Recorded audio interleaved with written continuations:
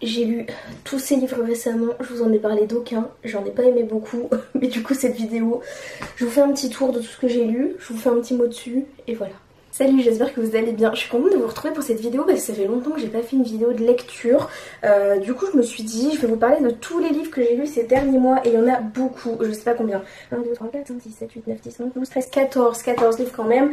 Je vais pas m'attarder sur tous les livres, il y en a pour lesquels j'ai très peu de choses à dire. En moyenne je leur ai accordé peut-être 3 étoiles à tous. Non, il y a des bonnes exceptions dedans, il y a des bonnes surprises, mais c'est vrai que c'était des lectures en demi-teinte, mais j'avais envie de vous en parler, donc je vais faire un petit tour d'horizon. Il n'y a aucun ordre dans lequel je vais vous les présenter, j'ai juste fait une pile aléatoire pour pouvoir les transporter d'une pièce à l'autre et je vais juste vous les présenter dans l'ordre où ils me viennent, donc voilà, aucune cohérence sur rien, ce n'est ni chronologique ni par note, ça va juste être comme ça vient à moi, donc c'est parti. Alors le premier livre dont je veux parler c'est Les Vrais Amours de Taylor Jenkins Reid, donc One True Loves en anglais. Vu qu'il vient de sortir en traduction, je me suis dit c'est l'occasion de le lire étant donné que je compte lire tous les livres de Taylor Jenkins Reid et j'ai bientôt réussi cet objectif d'ailleurs, donc tant mieux. Donc j'ai lu celui-ci qu'elle a publié parmi ses premiers et celui-ci c'était pas non plus l'engouement du siècle, je lui ai donné 3 étoiles, franchement. Je trouvais que ça faisait assez amateur et ça m'a surpris du coup venant de Taylor Jenkins Reid, mais en même temps c'était un peu étrange parce que du coup j'ai lu Forever Interrupted qu'elle avait écrit avant et pourtant j'ai trouvé que celui-ci avait une plume beaucoup plus amateur que Forever Interrupted, comme si c'était celui-ci son premier livre, donc du coup sur le moment je me suis dit bon ok pourquoi pas. Donc ce qui se passe dans ce livre c'est que on a un couple qui sont mariés, la vie est belle, tout va bien, un jour le mari disparaît, la femme refait sa vie et un jour le mari réapparaît, boum, donc là c'est le problème. Ce qui se passe c'est que il y avait beaucoup de potentiel dans cette histoire je pense, mais pourtant j'ai détesté comment ça a été exploité. Évidemment j'ai quand même mis 3 étoiles parce que ça reste Taylor Jenkins Reid et je l'adore, j'adore sa plume, mais pour autant j'ai pas trop aimé, je trouvais que c'était beaucoup trop simple, beaucoup trop facile comme c'était amené. Je crois que j'ai pas aimé la fin, je sais pas trop, ça m'a laissé un peu perplexe, je sais pas trop l'analyser, mais en tout cas j'étais pas ultra convaincue. Je pense que de tous les livres de Taylor Jenkins Reid que j'ai lu pour l'instant c'est celui que j'ai le moins aimé malheureusement. Qu'est-ce que j'ai écrit sur Goodreads? Il y a un truc qui m'a beaucoup embêté, c'est que j'avais l'impression que tous les dialogues sonnaient assez faux. En fait tout ce qui était en général sur ce livre ça paraissait trop lisse, trop propre, trop net et trop simple et du coup très différent de tout le potentiel de Taylor Jenkins Reid, donc voilà, je suis restée sur ma faim en gros. Un autre livre auquel j'ai accordé 3 étoiles c'est More Than a Best Friend de Emma R. Alban. Donc celui-ci je l'ai lu dans le cadre d'un book club avec mes copines. Donc qu'est-ce qui se passe, c'est un peu dans une vibe Bridgerton et on est sur le bal des débutantes et il y a 2 filles qui doivent trouver leur prétendant qui finalement tombent amoureuses l'une de l'autre. Mais dans tout ce climat là elles décident également de faire l'entremetteuse pour leurs parents. Et là ça devient un peu glauque. Spoiler alert si vous comptez le lire, sautez un peu dans le temps, mais les filles finissent ensemble dans le livre évidemment, mais les parents finissent aussi ensemble dans le livre. Donc du coup ça commence à faire un truc familial super bizarre à la fin, vraiment glauque.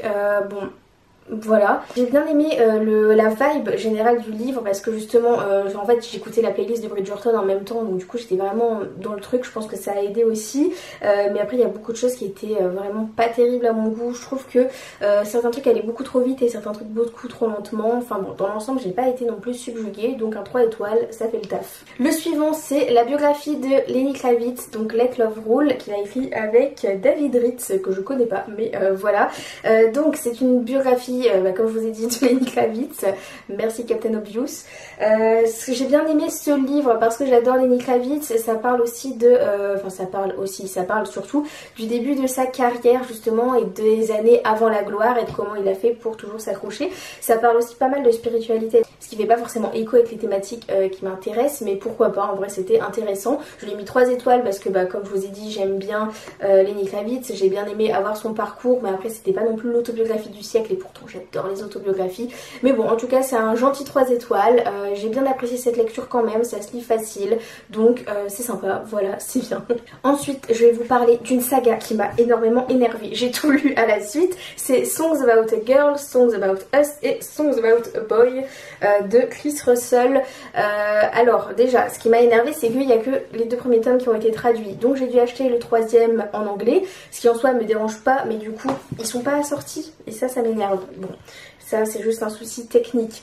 Qu'est-ce qui se passe dans cette saga? C'est une saga qui a l'air sortie de Wattpad et pourtant c'est un monsieur de 50 ans à peu près qui l'a écrite, mais on dirait vraiment une fanfiction One Direction de 2014. Et j'aimais bien parce que je me dis pour lire l'été c'est sympa, ça fait justement une petite vibe nostalgique. J'aimais bien Wattpad, j'aimais bien les fanfictions One Direction, donc j'étais contente de découvrir cette saga. Concrètement on suit l'histoire de Charlie qui est une adolescente normale, basique, pas comme toutes les autres. Bon, vous avez le cliché de la fanfiction Wattpad qui un jour est amenée à faire des photos pour le groupe de musique le plus en vogue du moment, donc un boys band qui a été créé via un talk show en Grande-Bretagne. One Direction évidemment, et donc elle les suit pour faire les photos. Il y a un triangle amoureux qui se crée avec le beau gosse du groupe de musique et le deuxième beau gosse du groupe de musique, et donc voilà, et ça suit ça pendant 3 tomes. Ce que j'ai bien aimé c'est qu'il y a aussi toute une dimension un peu histoire familiale et mystère familial autour, donc ça je trouvais ça super cool. Et finalement le premier tome je lui ai mis 3 étoiles parce que c'était une lecture cool, mais voilà. Et finalement le deuxième tome j'étais à fond dedans, j'ai lui ai mis 4 étoiles et quand j'ai lu la fin je me suis dit oh mon dieu il me faut absolument la suite, et tout est retombé au dernier tome. Et pourquoi? Parce que 100 pages avant la fin tout a été ruiné dans la saga. Là je lui ai mis 2 étoiles et franchement pour moi la fin a gâché toute la saga, donc j'étais vraiment trop triste parce que vraiment c'est parti dans un délire, mais vraiment fanfiction mais dans les clichés. Et ce que j'aimais bien justement c'est qu'il y avait une esprit fanfiction mais il n'y avait pas le côté fantasque de la fanfiction où on veut faire une surenchère de tous les trucs et de tous les trucs machin, jusqu'à 100 pages avant la fin où on nous fait ressusciter des gens censés être morts et que tout paraît normal. Enfin bon, non en fait, genre c'était vraiment too much, il y a eu beaucoup de trucs qui m'ont agacé, on nous sort plein de trucs d'un coup en mode ah en fait on est ruiné, on a oublié de vous le dire, et ça sort 100 pages avant la fin. Enfin vraiment une surenchère de trucs où j'étais là genre mais non, non, non.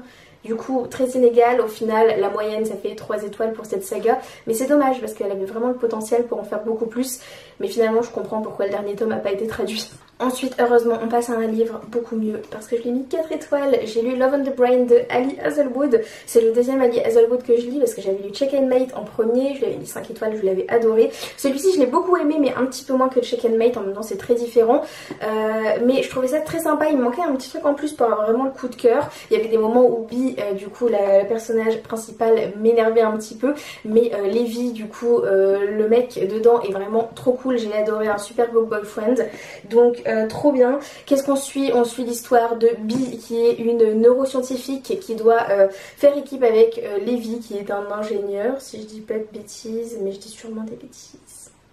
Je sais pas, j'oublie tout ce que je lis. Bon bref, ils doivent travailler tous les deux à la NASA, c'est ça qu'il faut retenir, pour créer un nouveau truc pour les astronautes, etc. Sauf que Bee et Levi ils se connaissent d'avant et Levi détestait Bee, en tout cas c'est ce qu'elle a toujours cru. Il y a toujours quelque chose de très bizarre et du coup elle n'est pas super enchantée avec le fait de devoir retravailler avec lui, mais là elle a pas le choix parce que c'est pour sa carrière, ils sont adultes maintenant, les années ont passé. C'est une rom-com assez cool à lire pour l'été, même si ça va pas du tout d'été, mais en tout cas je trouve que c'est le genre de rom-com qui se lit super bien, comme ça quand il y a du soleil, dans le jardin, donc franchement j'ai trouvé ça très cool. Et même si je suis pas trop portée sur les histoires de la science etc, je pense que je lirai The Love Hypothesis dans quelques temps, mais pas tout de suite parce que je veux pas faire une overdose de trucs sur la science justement, mais en tout cas ça c'était une super lecture, donc je recommande. Donc ensuite un autre Taylor Jenkins Reid qui est After I Do. Alors celui-ci c'est celui que je viens de finir à l'instant d'ailleurs, enfin je l'ai fini à l'instant hier, mais bon c'est pareil, c'est celui que j'ai terminé le plus récemment. Comme je vous ai dit je compte lire tous les livres de Taylor Jenkins Reid et d'ailleurs je crois qu'il m'en reste plus qu'un, normalement c'est Maybe Another Life, sauf si j'en ai oublié d'autres dans mon compte, mais en tout cas j'y suis presque. Donc After I Do, qu'est-ce qui se passe? On suit l'histoire de Lauren et Ryan qui étaient fous amoureux depuis l'université, qui ont décidé de se marier, ils ont vécu des jours heureux jusqu'à un jour où plus rien n'allait et ils ont décidé que pendant un an ils allaient juste faire un break sans jamais avoir le droit de s'adresser la parole l'un et l'autre et voir ce qu'il en est de leur mariage au bout de tout ça. Assez mitigée sur ce livre, mais je lui ai quand même mis 4 étoiles. Pourquoi? Parce que là j'ai retrouvé la vibe Taylor Jenkins Reid, donc forcément j'étais contente. J'ai adoré toute la partie avec la famille, vraiment les histoires familiales qui étaient très présentes et je les ai beaucoup aimées. mais la partie sur l'histoire d'amour, moi vraiment je ne l'ai pas aimé du tout. Si ça avait juste été ça au cœur de l'histoire, j'aurais mis 2 étoiles à ce livre. Franchement je trouvais que le couple marchait plus, et bon, encore spoiler, attention, n'écoutez pas ça si vous comptez lire le livre, mais je pense que la fin aurait dû être totalement différente que ce qui a été fait, donc ça m'a un peu déçue, même si je comprends un peu l'idée. La morale générale de ce livre, c'est que il y a plein de façons d'aimer, que voilà, il y a plein de couples différents, il y a plein d'histoires différentes, que tout le monde expérimente finalement les mêmes choses sur Terre, mais de manière totalement différente, et voilà, c'est un peu ça l'idée, que chacun fait ce qu'il veut finalement, mais je suis quand même pas en accord avec leur couple, parce que pour moi il y avait des choses vraiment qui marchaient pas du tout. Il y a même eu des passages qui m'ont un peu choquée, en tout cas par rapport à leurs problèmes de couple, mais voilà, on s'est retrouvé avec des personnages qui étaient vraiment sur 2 réalités différentes, et du coup j'arrivais pas à croire en leur histoire, et je trouvais que la fin est arrivée de manière trop simple et trop facile, donc ça m'a un peu agacée, mais dans l'ensemble, et surtout si je m'en tiens à la plume et à, comme je vous ai dit, toutes les histoires familiales, c'était un bon livre qui vaut un 4 étoiles, donc voilà. Un livre qui pour le coup ne vaut pas un 4 étoiles, c'est From Jackie with Love de Hermine Simon. Hermine Simon, je sais pas si elle est française ou pas. Bon, en tout cas, c'est une autobiographie fictive de Jackie Kennedy. Vu que j'adore les autobiographies, je me suis dit ça pourrait être sympa, en me disant que ça allait être une expérience originale peut-être, mais j'ai pas trop aimé ce livre. Je lui ai quand même mis 3 étoiles parce que je remarque que le travail de recherche derrière est quand même énorme, mais je pense que si je devais m'en tenir au contenu, j'aurais peut-être mis 2 étoiles. En fait, ce que je reproche à ce livre, c'est que ça paraissait très exposé et très scolaire, donc du coup ça m'a un peu embêtée, parce que j'avais plutôt l'impression de lire un exposé, et comme je vous ai dit, les recherches étaient très bien faites parce que c'était très complet, mais du coup il me manquait vraiment le côté émotionnel, même si évidemment parfois il y avait quelques petites phrases pour être dans la tête de Jackie, mieux comprendre, mais moi j'ai vraiment eu l'impression que je lisais juste un livre d'histoire avec quelques petites phrases poétiques entre deux, donc du coup j'étais pas du tout dedans. Franchement j'ai un peu dû me forcer à la fin pour le terminer, mais voilà, pas au top, pas mémorable. Et un autre livre qui a aussi reçu un 3 étoiles, c'est La mort d'une princesse d'India Desjardins. Donc pour le contexte, India Desjardins, c'était une de mes auteurs préférées parce qu'elle a écrit la saga Le journal d'Aurélie Laflamme, qui est ma saga jeunesse préférée de mon adolescence, et elle a écrit aussi un roman adulte qui est La mort d'une princesse, qu'elle a publié à peu près en 2015, et je l'avais jamais lu, et je me suis dit bon, vu que j'aimais bien sa saga, je vais aussi lire son roman adulte, mais pour le coup celui-ci j'ai pas trop aimé. Je lui ai mis un 3 étoiles, mais je trouvais que l'histoire était sympa certes, mais déjà de 1 ça se voyait qu'il était de 2015. Vraiment il y a des livres je trouve qui sont très datés, et celui-ci pour le coup il sonnait vraiment daté, et deuxièmement je trouvais que c'était un peu trop plat et ça manquait un peu de palpitant, et l'héroïne qui est Sarah, je l'ai pas trop supportée généralement, elle m'agaçait un peu. Donc qu'est-ce qu'on suit dans cette histoire? On suit Sarah justement qui a bientôt la trentaine, oui qui a la trentaine, et elle pense que son fiancé, enfin pas son fiancé du coup, elle pense que son copain va la demander en mariage, et finalement il lui annonce qu'il veut rompre avec elle, et donc on va suivre la vie de Sarah après cette rupture, qui va juste décider de se plonger corps et âme dans son travail. Finalement voilà, tout ce qui suit c'est un peu... Je sais pas, ça manquait vraiment de quelque chose pour moi, ça manquait surtout de palpitant. Pourtant j'adore India Desjardins, j'adore sa plume, mais en tout cas j'ai pas été très portée par cette histoire. Donc bon, un petit 3 étoiles, et honnêtement j'ai déjà aussi oublié toute cette histoire. Un autre livre que j'ai lu, et c'est encore un 3 étoiles, c'est La Psy de Freda McFadden. Donc j'ai adoré La femme de ménage et les secrets de la femme de ménage, c'est bien ça le titre je crois, de Freda McFadden, que j'avais lu. Je crois que je leur avais mis 4 étoiles à tous les deux, mais La Psy j'ai trouvé ça un peu en dessous. Alors déjà ce qui se passe c'est que on suit un couple qui arrive dans une maison qu'ils veulent acheter. On découvre finalement que c'est la maison d'une psy qui a été assassinée, et ils vont découvrir des cassettes, beaucoup de choses. Bon voilà, c'est un thriller, donc en général ça sert pas à grand chose de trop en raconter, parce que le mieux c'est de le vivre. Mais déjà ce qui m'a un peu embêtée, c'est que je trouvais qu'au niveau de la situation initiale on avait l'impression d'être encore dans la femme de ménage, donc du coup je me suis dit, enfin dès le début j'ai un peu eu du mal à me mettre dedans, parce que je me suis dit bah zut, au final tout se ressemble. Mais bon après j'ai vite été dedans, j'ai vite tourné les pages. Franchement c'est un thriller que j'ai lu en une après-midi, comme les 2 autres livres de Freda McFadden, donc ça il n'y a pas de souci là-dessus.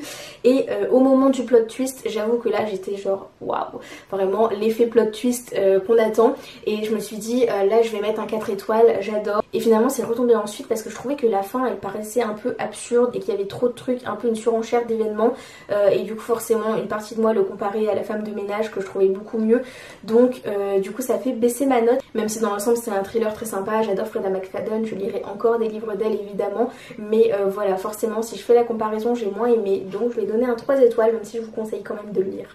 Ensuite encore un 3 étoiles, ça ne change pas, un livre Unpopular Opinion, parce que je sais qu'il a une très bonne note et d'ailleurs je l'ai aussi lu pour le book club avec mes copines, elles ont toutes adoré sauf moi, mais il s'agit de Toutes nos histoires infinies de Rebecca Yarros. Donc on suit une histoire en parallèle. D'un côté on suit des flashbacks dans le passé de Scarlett, qui est une grande auteure de romances à succès qui relate son histoire d'amour pendant la Seconde Guerre mondiale, et en parallèle on est dans le présent avec j'ai déjà oublié son prénom, évidemment j'oublie tout, avec Georgia qui est donc la petite fille, l'arrière petite fille même de Scarlett, et qui se retrouve confrontée à Noah, qui est un autre auteur qui a décidé d'écrire la fin du roman inachevé de Scarlett. Donc voilà, ils sont forcés un peu de collaborer ensemble, même si ils n'ont pas vraiment la même vision des choses, la même vision de comment doit être ce projet, surtout que c'est un projet qui est très cher pour Georgia. Mais malheureusement ce livre, j'ai pas réussi à m'attacher à aucun des personnages, ça m'intéressait pas forcément, et il était tellement long. Il est très beau par contre, mais il était très long. Il fait 525 pages je crois.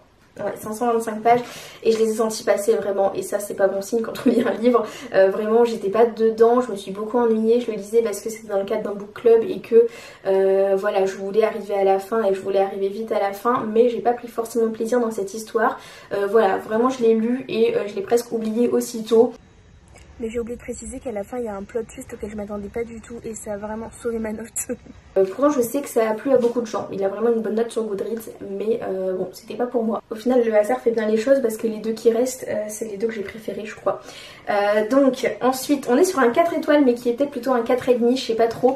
C'est le tome 3 de Magnolia Parks. J'avais lu très vite les deux premiers, j'ai lu très vite celui-ci aussi. Il y a toujours plein de trucs qui vont pas dans cette histoire, parce que c'est vraiment des personnages dysfonctionnels, mais en fait quand on se garde ça en tête, voilà, ça reste une bonne histoire. Je trouvais que le tome là c'était vraiment le meilleur des trois pour l'instant. Il se passait pas mal de choses, pas mal d'actions. Bon, vu que c'est un tome 3 je vais pas forcément vous le raconter, parce que dans ce cas là il faudrait que vous commenciez par le 1, mais en tout cas il se passait beaucoup de choses dans ce tome là. J'ai beaucoup aimé, j'avais toujours envie de connaître la suite, mais vraiment à partir de la fin j'étais vraiment énervée par plein d'événements. Et alors la dernière page, n'en parlons même pas, et je crois que ça a vraiment joué sur ma note. Et il me manquait aussi un petit twist pour avoir le 5 étoiles, parce que mes 5 étoiles ils sont sacrés. Je donne pas le 5 étoiles facile, mais je pense qu'il vaut un 4 voire un 4,5. J'ai trop hâte de lire le tome 4 maintenant. Voilà, en tout cas j'ai beaucoup aimé ce tome 3. Je pense que la saga plaira pas à tout le monde, mais si ça vous plaît, allez-y, accrochez-vous jusqu'au tome 3. Et je termine avec mon seul 5 étoiles de la série, c'est Les coquillages ne s'ouvrent qu'en été de Clara Hero. J'ai adoré ce livre, vraiment. Pour le coup c'est vraiment une bonne lecture d'été, puisque ça se passe en été. Ça suit deux sœurs qui retournent tous les ans dans le même endroit en vacances. Cette année les deux sœurs ont 18-19 ans, un truc comme ça, bon dans ces eaux là. Et il y a vraiment une fracture entre elles, elles ont beaucoup de mal à s'entendre, il n'y a plus trop de communication. Il s'est passé beaucoup de choses dans leur vie respective, et c'est justement un été spécial pour elles, dans le sens où c'est le moment de faire le point sur leur vie, sur tout ce qui s'est passé. On suit aussi un petit peu de flashback par rapport aux étés précédents, et vraiment j'ai adoré ce livre. C'est le deuxième livre de Clara Hero que je lis, mais je trouve que sa plume est géniale. Il faudrait que je lise Nos plus belles années, que j'ai pas encore lu, mais vraiment j'ai adoré Les coquillages ne s'ouvrent qu'en été. J'ai versé ma petite larme, j'avoue. En plus il se lit vraiment super facilement, donc je vous le conseille. Franchement il était top, il mérite vraiment son 5 étoiles, c'était vraiment un coup de cœur, j'adore. Et ça termine très bien la vidéo. Et voilà, je suis venue à bout de tous ces livres. Alors j'espère que cette vidéo vous a plu, et on se retrouve très bientôt pour une nouvelle vidéo de lecture ou d'écriture, mais sûrement d'écriture. Je vous dis à bientôt.